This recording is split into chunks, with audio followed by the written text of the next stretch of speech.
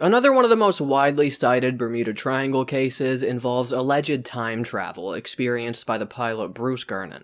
As written on LoveToKnow.com by Sally Painter, quote, Bruce Gernon, an instrument-rated flight instructor, was flying from Andros Island to Fort Lauderdale. He encountered bad weather and flew into what he described as a tunnel. He claimed to time travel, since he arrived in Fort Lauderdale nearly 30 minutes early, having used 9 gallons less fuel than normal, end quote. Let's look at some more details of his journey into the tunnel, provided on BermudaAttractions.com. Quote, while flying through the tunnel at 10,000 feet, they saw the cloud around them forming lines and slowly rotating and spiraling in an anti-clockwise direction while propelling them forward. They started having a feeling of zero gravity and all navigational systems started to collapse, end quote. And we read some first-hand details from Bruce Gernon himself on BoaterExam.com. Quote, upon entering the cloud, we witnessed an uncanny spectacle. It became dark and black, without rain, and visibility was about 4 or 5 miles. There were no lightning bolts, only extraordinarily bright white flashes that would illuminate the entire surrounding area.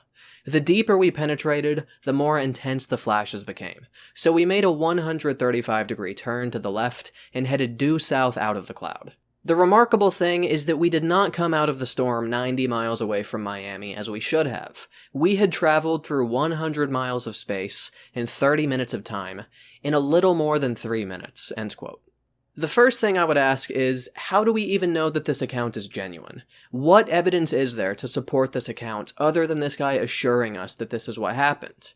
Is it possible that he's exaggerated the details? Could he be genuinely mistaken?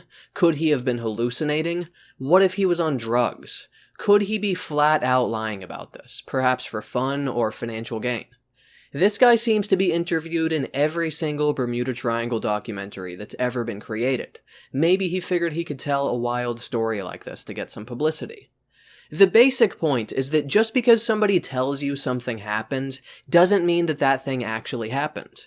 As Carl Sagan famously put it, extraordinary claims require extraordinary evidence, and saying, yeah, this totally happened to me, does not qualify as extraordinary evidence. Where is the hard evidence that this actually took place? Is there some reliable radar data that we can consult to confirm his account of the events, that he was in one place 1 minute and impossibly far away the next? Is there video of him entering into or traveling through this crazy tunnel? Or do all we have to rely on is his word? Are you willing to take him at his word? I'm certainly not. Look at what Gernon writes in the Amazon description of his book Beyond the Bermuda Triangle. Quote, I didn't believe in time travel or teleportation until it happened to me, end quote. This is no small claim that he's making here. Take a look at some of the credulous reviews on his Amazon page and you quickly lose all hope for humanity. Quote, I had no idea the time tunnel existed in the so-called Bermuda Triangle and elsewhere in the world, end quote. Yeah, and I think it's safe to say that you still have no idea about this. Quote, thus is a great book based on true happens, end quote.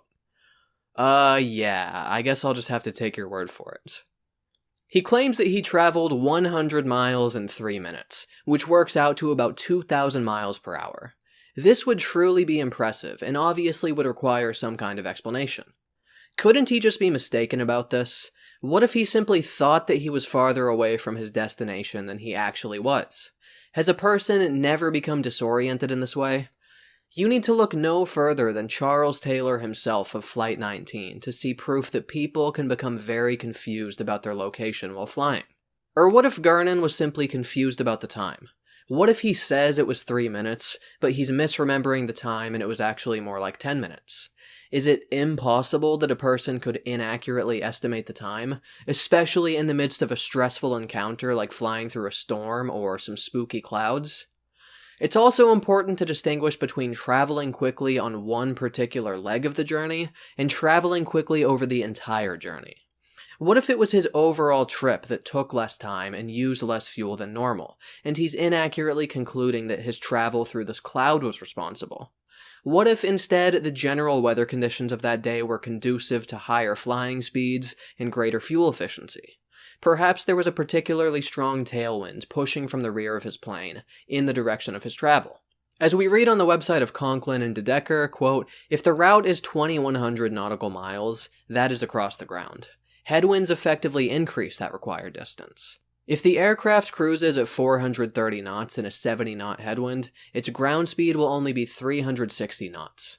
Fly into this headwind for 5 hours, and your trip has effectively increased by 350 miles, almost an hour's flight time, end quote. It seems to logically follow that the reverse of this would be true as well. If you have a 70-knot tailwind, your flight time should be reduced by about an hour. And if you're in the air for less time, you presumably would also use less fuel. They also point out that the fuel efficiency of an aircraft can be impacted by the outside temperature and by the payload aboard the airplane.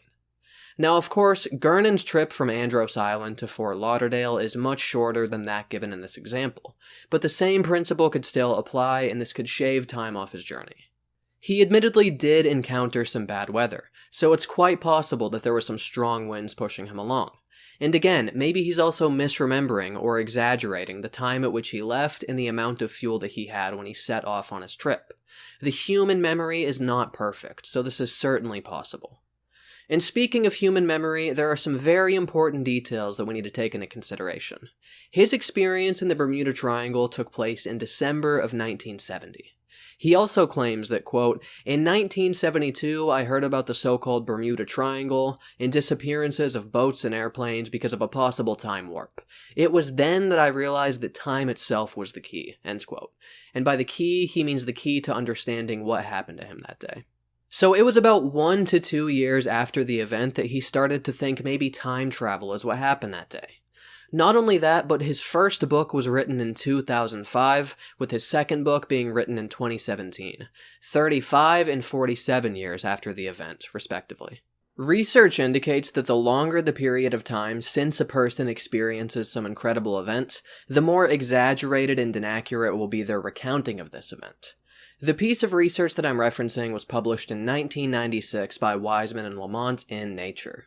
What they found is that the longer the period of time since a person witnessed the Indian rope trick, the more impressive was their account of it, as we see illustrated in the scatterplot. As they concluded in the paper, quote, "This analysis strongly suggests that witnesses' testimony had become significantly more elaborate over time," end quote. I don't see why this same principle couldn't apply to an extraordinary event like flying into some scary clouds and arriving at your destination faster than usual. Isn't it possible that in the years and decades since this event took place, Gernon's memory of the event has become distorted and exaggerated? What is more likely, that this guy is simply mistaken, or that he time traveled through a wormhole? And what kind of a shitty-ass wormhole is this anyway? When I think of wormholes, I imagine them allowing us to travel across the vast universe, to shrink down an impossible-to-traverse distance into a very short trip. You're telling me that this guy had the unimaginable experience of entering a wormhole, and all that happened was that his plane ride to Fort Lauderdale took less time than normal? Talk about anticlimactic. And when I think of time travel, I imagine going back to the age of the dinosaurs, going thousands of years into the future where I'm surrounded by all kinds of futuristic buildings and flying cars. But this guy's like, yeah, so I time traveled, and my trip took a little less long than it normally does. Whoa, that is fucking mind-blowing. I literally just shit inside of my pants because that is so crazy.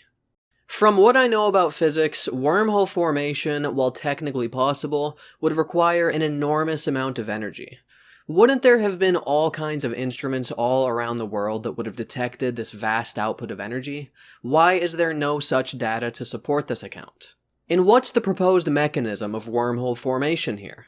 Certainly there wouldn't be enough energy within lightning or storms for them to form naturally, so what is responsible? Aliens? Secret government programs? Leftover Atlantean crystals? Aliens involved in a secret government program where they use Atlantean crystals? I would love to see your evidence. Now you might be asking yourself, how do you explain the spooky white flashes within the tunnel? Gernon asserts that these were not lightning bolts, but he also says that it was a storm that he flew into, so I see no reason to believe that these flashes weren't the result of lightning. What is your explanation for the white flashes? Rips in the space-time continuum? Ridiculous. Oh yeah? Well, why did all of his navigational systems start to malfunction? I don't know, maybe his plane was just shitty. Maybe the electrical energy from the storm somehow interfered with his instruments. Is the only possible explanation for malfunctioning equipment time travel through a wormhole? I don't think so. You might also be asking yourself, well, how do you explain the strange tunnel that he flew into? Let's set aside the potential explanations that involve memory distortion, hallucinations, or intentional fabrication, and let's say that he did indeed fly into a tunnel that matched his description. Couldn't this just have been some weird meteorological phenomena? Our atmosphere generates a huge variety of cloud formations. Isn't it possible that one of them forms something like a tunnel? Indeed, there are on this planet cylindrical clouds that can stretch for miles, and these are known as roll clouds. Isn't it possible that one of these, or something like it, formed within the cloud system that he was flying through? Maybe it was a wormhole that he flew through, or maybe it was just a formation of clouds that looked like a tunnel from the inside. We'll never know for certain because we weren't there and there's no hard evidence either way, but I think it's much more reasonable to believe that there's a non-paranormal, prosaic explanation for what happened to Bruce Gernon on his flight through the Bermuda Triangle. I'm on Patreon. There's a link in the description if you'd like to support my content. I would really appreciate it. There's also social media links in there if you want to follow me there. I'm trying to build up some of those followings. I would really appreciate it. Make sure to subscribe for more videos if you haven't already. Hit the bell, hit the like button, post a fucking comments. All that fun stuff that's standard on YouTube. You know the fucking drill. Thanks for watching. Hope you enjoyed this.